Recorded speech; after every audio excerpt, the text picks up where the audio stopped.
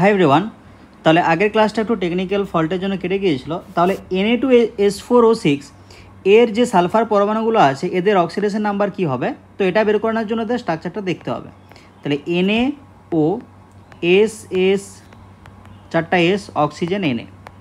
তারপরে এই যে সাইডে যে সালফারগুলো আছে এখানে কোঅর্ডিনেট বন্ডের মাধ্যমে অক্সিজেনগুলো কানেক্টেড থাকে, ঠিক আছে। তো যেখান থেকে কোঅর্ডিনেট বন্ডটা হয় আর যেখানে শেষ হয় সেখানের অক্সিডেশন নাম্বার কি হয়, যেখানে বন্ডটা শেষ হয় সেটা হয় -2 অক্সিজেনের ক্ষেত্রে, সালফারের ক্ষেত্রেও -2 হয়, আর যেখান থেকে বন্ডটা নিয়ে যায় সেটা প্লাস হয়ে যায়। তাহলে সালফারটা যদি অক্সিডেশন স্টেট বের করতে চাই তো এটা হবে -2, সালফারটা +2, এটা -2, সালফার +2, এটা -1 কারণ সিঙ্গেল বন্ডেড অক্সিজেন, সালফার +1। এরপরে এই সালফারটা তো এই সালফারের সাথে ডাইরেক্টলি যুক্ত আছে সিঙ্গেল বন্ডের মাধ্যমে, তাহলে এই সালফারের জন্য এখানে কিন্তু কোনো কন্ট্রিবিউশন থাকবে না, কারণ এটা কোঅর্ডিনেট বন্ডের মাধ্যমে কিন্তু কানেক্টেড নেই। যদি সিঙ্গেল বন্ডের মাধ্যমে কানেক্টেড থাকে বা ডাবল বন্ডের মাধ্যমে কানেক্টেড থাকে সেক্ষেত্রে কোনো কন্ট্রিবিউশন হবে না। যদি কোঅর্ডিনেট বন্ডের মাধ্যমে কানেক্টেড থাকে একই পরমাণু, সেই ক্ষেত্রে ওই একই পরমাণুর কোনো কন্ট্রিবিউশন পাওয়া যায় না, ঠিক আছে। তাহলে এখানে কত হবে, +5 হলো। এরপরে ধরো মাঝের সালফার, তাহলে এই সালফারটা কার সাথে কানেক্টেড আছে, এই সালফারের সাথে সিঙ্গেল বন্ড, এই সালফারের সাথে সিঙ্গেল বন্ডের মাধ্যমে কানেক্টেড। যেহেতু একই পরমাণুর সাথে সিঙ্গেল বন্ডের মাধ্যমে কানেক্টেড আছে তাহলে কোনো কন্ট্রিবিউশন থাকবে না, 0 হবে।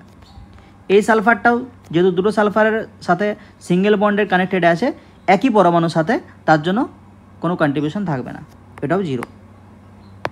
এই সালফারটা, তাহলে এটা -1, সালফার +1, এটা -2, সালফার +2, এটাও -2, সালফার +2, তাহলে ওভারঅল +5, ঠিক আছে।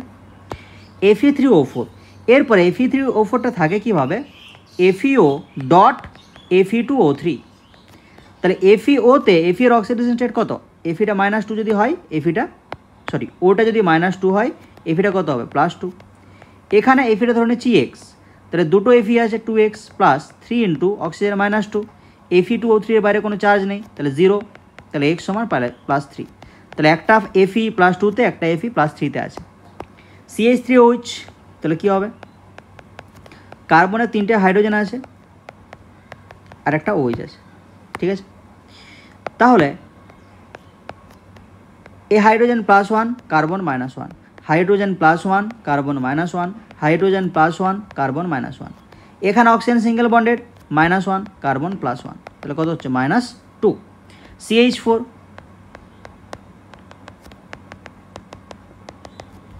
তাহলে হাইড্রোজেন +1, কার্বন কত হবে, -1, +1, কার্বন -1, তাহলে -4।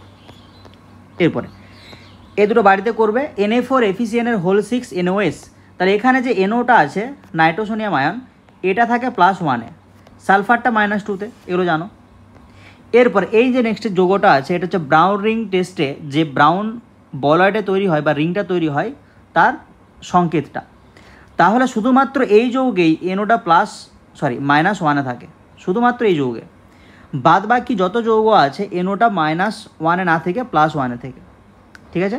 তাহলে শুধুমাত্র FeH2 এর হোল 5 NO বাইরে SO4, এই ক্ষেত্রে NO-টা -1-এ থাকে, তাহলে এটা ভাঙলে কি হয়, আচ্ছা করে দিচ্ছি নাও।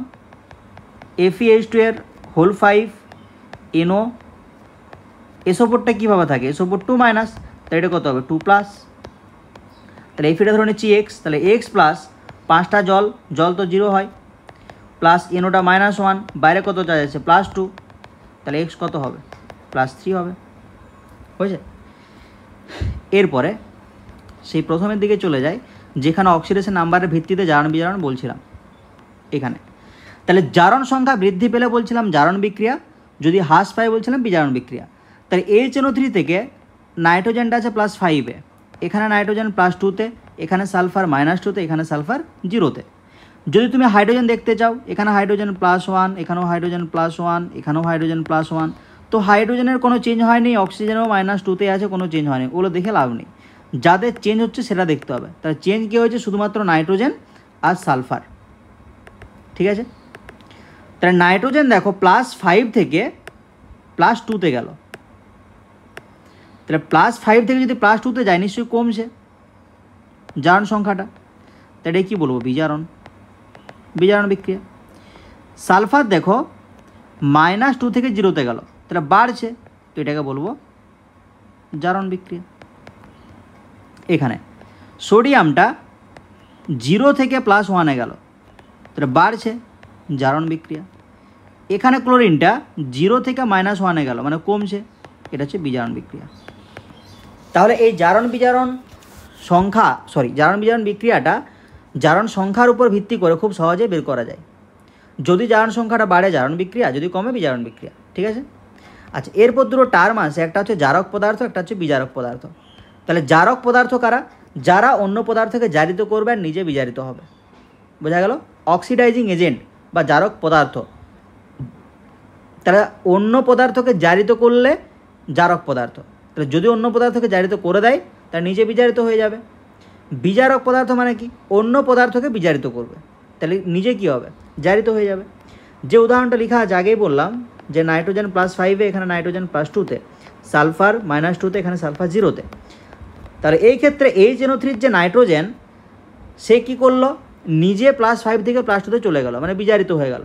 আর এখানে H2Sকে -2 থেকে 0-তে নিয়ে গেল, তাহলে সালফারটাকে জারিত করে দিল -2 থেকে 0-তে, আর নিজে +5 থেকে +2-তে চলে গেল।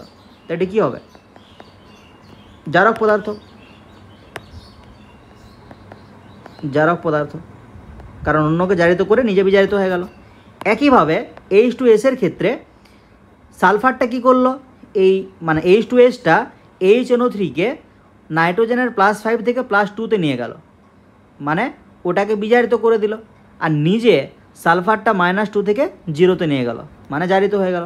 তো এটা কী হবে? বিজারক পদার্থ। ঠিক আছে?